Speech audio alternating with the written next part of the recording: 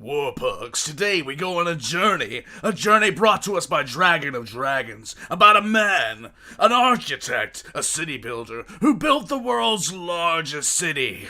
And then, through a combination of hubris and just for the lulz, destroyed it. Guys, this is Martincitopants. This is Skylines 2. This is him committing war crimes on a wide scale. And you know my saying, good times rhymes with war crimes. But if you're in a war, does it really count as a war crime? I say it does. Let's get into this.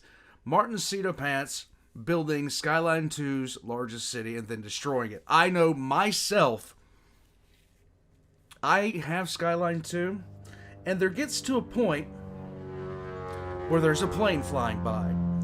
And after the plane flies by, I continue. There gets to a point where you're playing like Skyline 2, and then you're just sitting there like, I'm bored with this city. I'm gonna throw a rock at it. Let's go.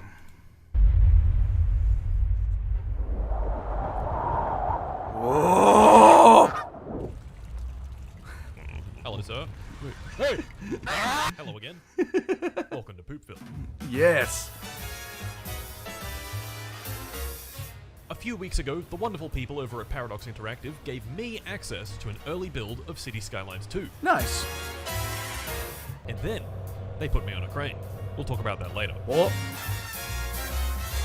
In Cities Skylines 2, you build cities, construct townships, move people around with mass transit networks, Yes. and try your absolute hardest to not murder hundreds of thousands of people with a tsunami Yes! of poo. Since this is an early pre-release of the game, only a select few people can actually play it, which gave me a devilish idea. Without too much effort, I can probably make the largest city the game has ever seen. And then, I can commit unspeakable atrocities upon my glorious creation. Yay! So, let us begin. Yes. Let's go. I love the original City Skyline. I really do. I didn't know this was a city. Like, I spent hours playing this game. And now I'm probably going to play it again because I'm an idiot. Let's go. Wanting to start things off properly, I began the game with tutorials. Yes. Move with these keys. Tilt the camera with these keys. Build roads like this. Zoning. And before I knew it, I had built the beginning of a small town, burgeoning with life, Yay. ready to take on the future. Inhabited by the brightest of a new generation. A town of bustling opportunities, limitless growth.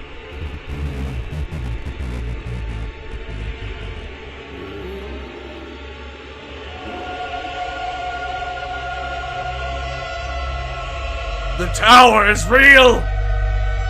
Yep. That's, yeah. Yeah. Unlike the first game, I had no limit on the amount of terraforming I could do, which meant I could do things like this. For the city's road network, I had conceived an incredible solution to traffic. Okay. Triangles. This amazing technology makes every single intersection in the city 6 ways. You might think this is very stupid, and it is, but what's even stupider is this type of intersection actually exists in real life. And where else would it exist than beautiful, sunny Los Angeles? The Lovely. real intersection is even worse than these ones though, because it doesn't have any traffic lights. Just 6 stop signs. What the fuck? With traffic 100% solved, forever, I could do things like schools, police stations, Yay. water infrastructure, Oh. fire stations, Yay. and most importantly, somewhere to put all the poo. Yes. How about, here. Once the poo had been successfully routed into the poo-cano, it was only a matter of time until it filled. Well, a matter of very long time. I spent about another hour on the city, and by then it had filled to about here. Ugh. Not very high. And that meant it was time to drink. Placing a water pump inside the poo-cano resulted in fresh poo being delivered directly to people's taps, which caused the entire city to either pack up and leave, or die. Well, Poopville was no more. Oh no. And with that, we move on to attempt 2. Gentlemen, welcome to Peniston. Peniston. This city went a little better than Poopville. Okay. A little.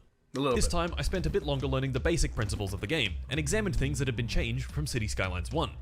Things like much larger, really nice looking service buildings. Okay. Like this coal plant. Ooh. Or this landfill. Oh.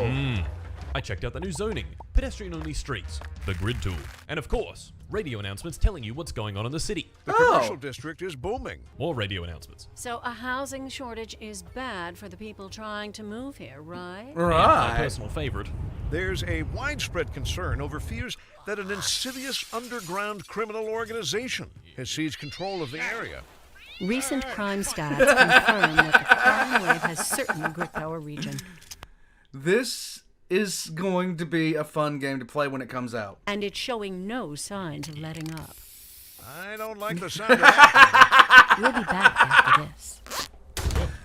Oh, all of this was great. So, I flattened a bit of land Okay. and got to work on the next area. I did a bit of bus stuff, zoned a bunch of housing, built Okay. these terrible, awful roads connecting everything, and then people started drinking poo again.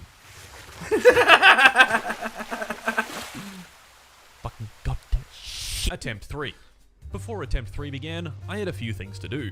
Namely, fly all the way to Germany, hang out for a few days, and then get hoisted 50 meters into the air by a crane. Now Oh. we're in position, it was time to begin Oh, hell no. our fabulous new city. When naming this new city, I tried to think of a name that inspired greatness. A name that made me think. Gentlemen, behold, the grand city of...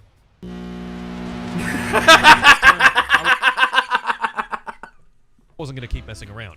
This time, I would research the ins and outs of city building. Do I would it. construct a wonderful, perfect, flawless utopian city. Yay. So first things first, I did some research. Okay.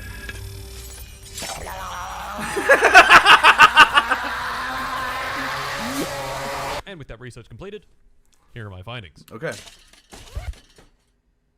So, we want to build the largest possible city. A city that has an extremely high population, all buying products, driving their car, and most importantly, pooping out their butt. Well, to get to that point, our new city of couldn't just be a Okay. huge grid with nothing but apartment buildings. True. Believe me, I tried. No one moved in. Ah. This city needed to be attractive. People had to actually want to move in. And that substantially complicates things. Okay. So, why would a citizen want to move here? Jobs. Well, maybe they've got a good job, or the amenities are nice. Yes. The shops sell cool stuff. The city services are reliable. It's safe. There are dudes that be selling that good Zaza. Plenty of crack. A nice, pleasant location to gamble away my kids' college fund. Hookers on every street corner. Ah. The reasons one might want to live in a city are truly endless. Yes. So we have to try to accommodate as many as possible. Do it! First and foremost, they need somewhere to live. They also need roads. But where we're going, we don't need roads. So let's build some roads, zone them for low-density residential, and wait. Hey. Hooray! Our first citizen, the Pooh Man. If I wanted the Pooh Man to actually stay in this city, I needed to build a few service buildings. True. A groundwater pump for pumping groundwater. A windmill for milling wind. An industrial sector for people to work at. And then I had to decide on a place to put the Pooh. I don't think that's gonna work, dude. I really don't think that's gonna work. Yeah, I'll put it here. Once that was all done, I zoned a few more things, and then just sort of sat back and watched my creation do its magic. Go for it. I even found a dog. Dog. What the Barn. dog doing? And there we go. Our first milestone. Yay. This milestone unlocked a few new service buildings. I placed down a medical clinic, a cemetery, an elementary school, a landfill. The city of was definitely making me go With the city now growing quite quickly, came even more online. Roundabouts, fire stations, police stations, higher density housing, specialized industry, and before I knew it, had reached 1,000 population. Nice. And nighttime. Yay. Nighttime in this game looks quite nice. Yeah. Now, Like- the build up. Okay, so the original night in City Skyline, you actually could. There was a DLC because originally, like, it was just dark, but then they had a DLC where you could. It basically just made the nighttime look like wonderful, like flat out. It was really well done, and it was one of the expansions in City Skyline that I actually didn't have a problem buying.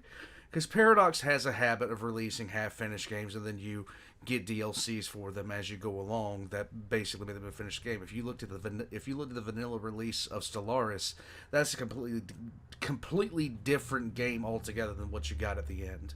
I was playing on was quite an early one, which meant it came with a few bugs here and there. Oh, my favourite of which being gas stations with, rather powerful lights. What next? Well, now the city had reached 1,000 population, I had to do something truly awful. Yes. I had to start thinking. Oh. You see, in the first game, all big cities had one common struggle: traffic. If I wanted the city to be truly huge, I had to get on top of traffic before it became an issue. True. So of course, I did some more research. Holy sh**. Traffic is the biggest problem that I found that I faced in City Skyline. It was the biggest nightmare. Shit. Roads. Roads on the surface may seem simple enough. Get them wrong, and disaster will follow. So, how do you not get them wrong? Well, by following a few basic principles of road networks. First being, roadway hierarchy. You probably already have a vague idea of what this means. Obviously, a highway has a pretty different purpose than the road that goes to your house. True. The hierarchy goes like this: highways, then arterial roads, then collectors, and then local roads. They don't necessarily need different numbers of lanes or higher speed or really anything distinguishing them. The distinction is more about where they are in the network than what they actually look like. Each step down the hierarchy trades off mobility, or how fast you can get from point A to B, with access, or how many things you can put on that road. True. Local roads have the highest access, but lowest mobility, while highways have the highest mobility with the lowest access.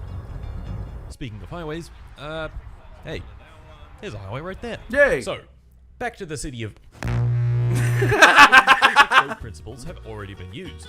This road here is an arterial road. We've got some collectory looking dudes off to the side here, and all our houses are placed nicely along local roads. Next up, another neighborhood. Yes. An arterial road up here, and... wonderful. As our city grew larger, we unlocked even more stuff. This Hey. stuff is quite important, since we need to keep our citizens happy, so more move in. In order to keep our citizens happy, I had devised a devious plan. Oh. Fuck that.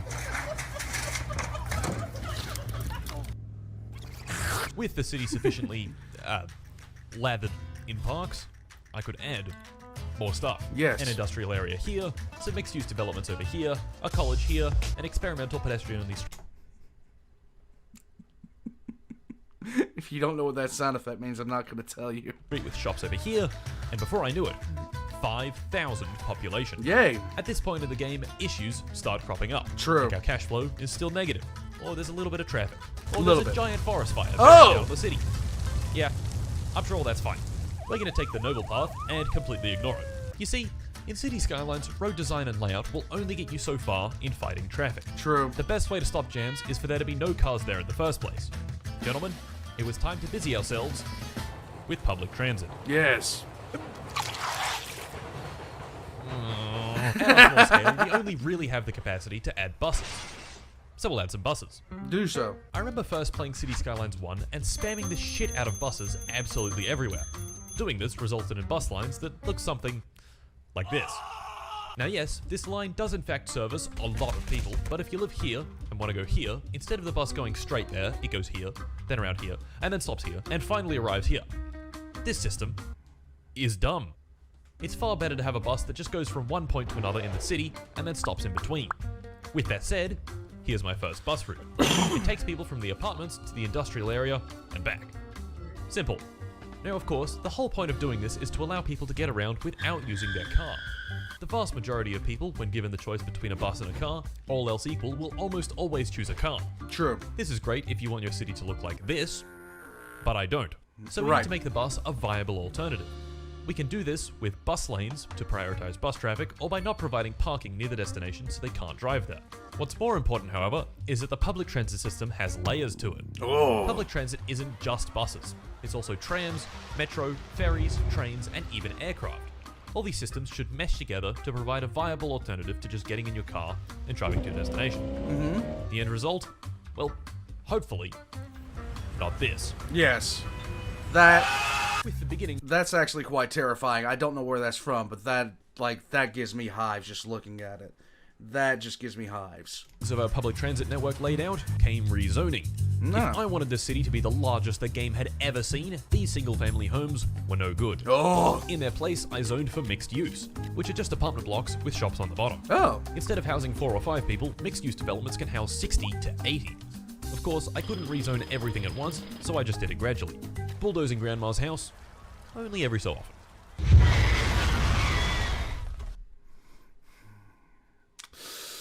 Well, she's got to go to a home. With more population, once again, came more unlocks. Yes. This time, we'd unlocked the office space. Why work in a dangerous, hazardous manufacturing job when you can just sit on a computer and slap a keyboard for 8 hours a day? Hey, wait a minute. Offices have a few advantages over industry. The important one being, they don't produce pollution. Yay! This means that we can place them wherever we want. They also employ a higher proportion of educated workers. This is good when your city has a high level of education. Mine doesn't, but it's nice to think that maybe someday it will. In the meantime, though, the citizens needed to be put back to work. In particular, we needed more industry. Perhaps like this chemical plant building thing, which looks really cool and want to drink whatever funny liquid it produces.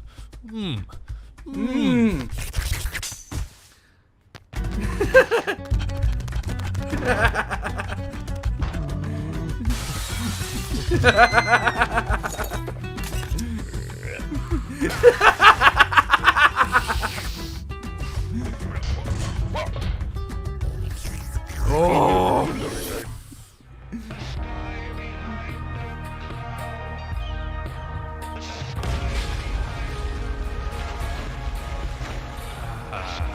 Yes.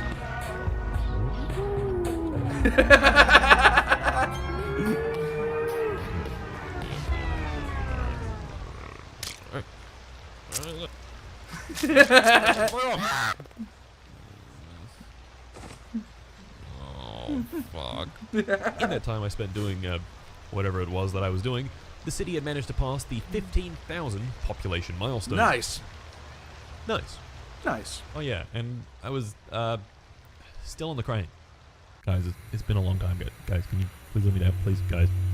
Everything in was going perfectly. The commercial district was The commercial district is booming. Oh. As the industry was on the rise. Industry in the region is on the rise, and when we A housing shortage was driving up prices in the area. housing shortage is driving up prices in the area. Oh my god, yes, I get it. Do these radio announcers ever shut the fuck up? No, Martin, we don't shut up.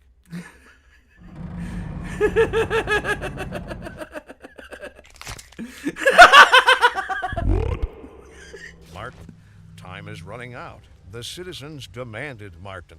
The citizens want poo. Martin, the Poocano is calling. No, why are you Martin, saying this? the No, this isn't Poocano right. Stop, is please. calling. Stop. Martin, Stop, please. Martin, Please stop. Martin, Go away. Martin, What are you talking about? I like this city, please. No, I don't want to fight with poo. No. Shut up. Shut up. Shut up. Shut up. Well, I hit this new milestone. Yay. Built this bridge thing. Yeah. Martin. Okay, well, maybe we should try a port. You know, because it's got like the funny, Okay. the funny water vehicle. You know, Yeah. the funny. So I made a port. Now this. What is it with planes, trains, and automobiles and what I'm trying to record today? What is it? City has shipping And now motorcycles. access. Hooray! Yay! Okay, how about a train yard and some trains? Alrighty, bam, trains. A stop over here, a stop over here, some tunnels connecting them all, this cool train bridge thing.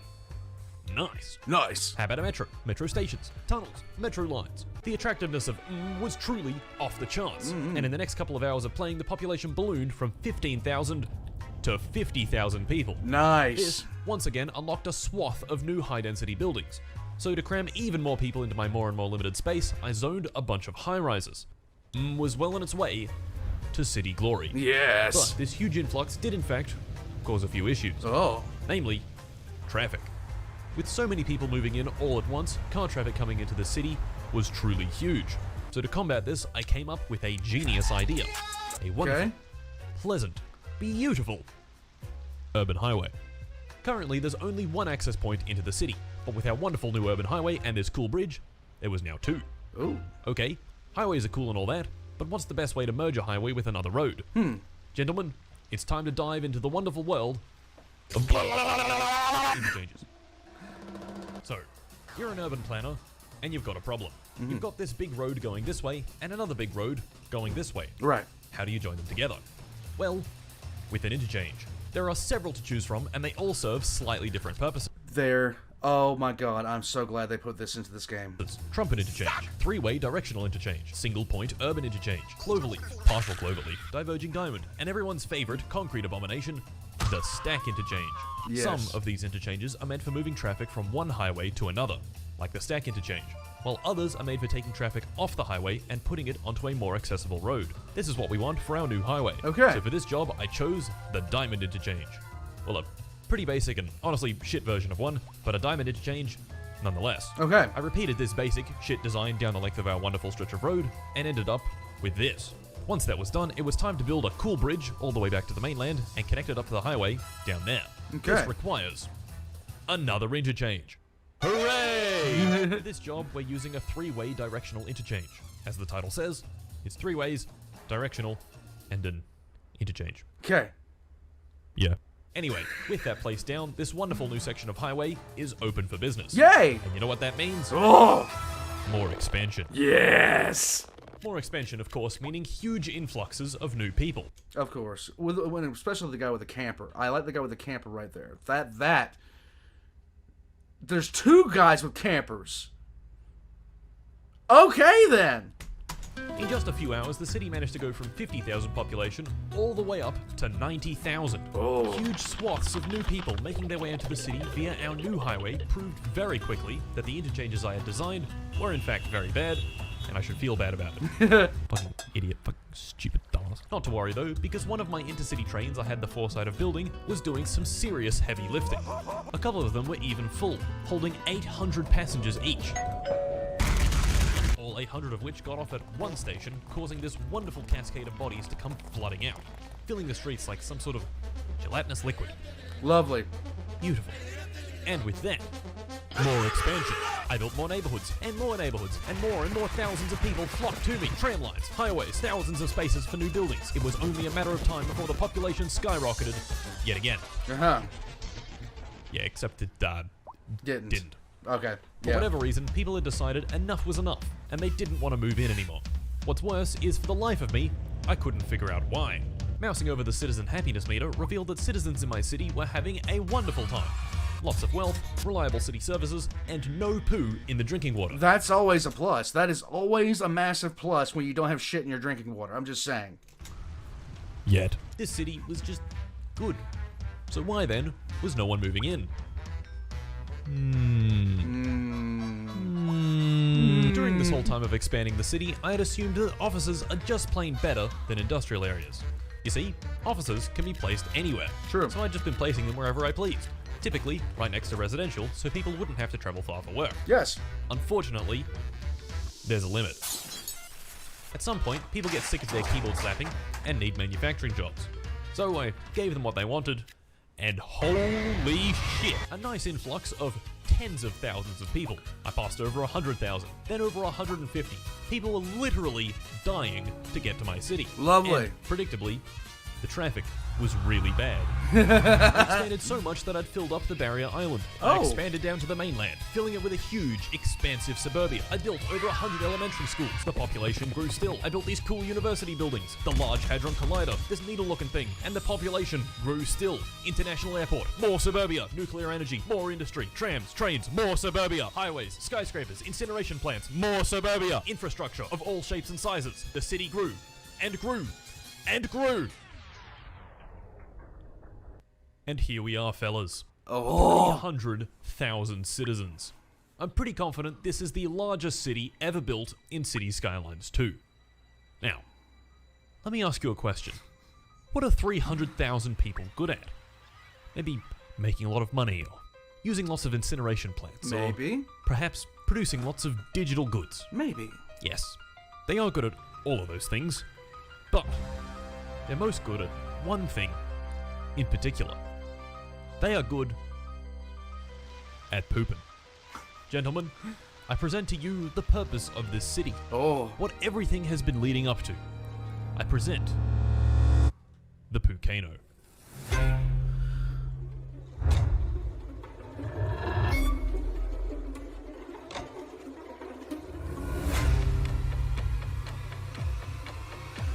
Yes! Yes! Martin is not the hero that we need, but he's the hero that we want right now.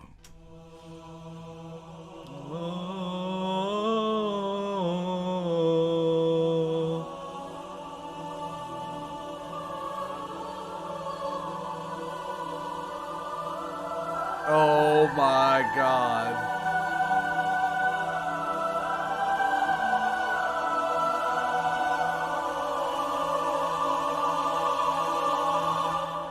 Is there going to be a second video?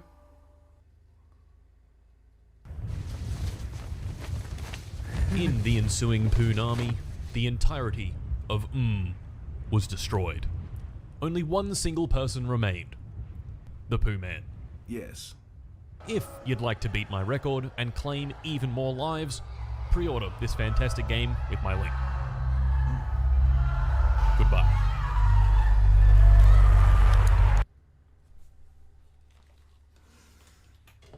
I have never tried the Punami.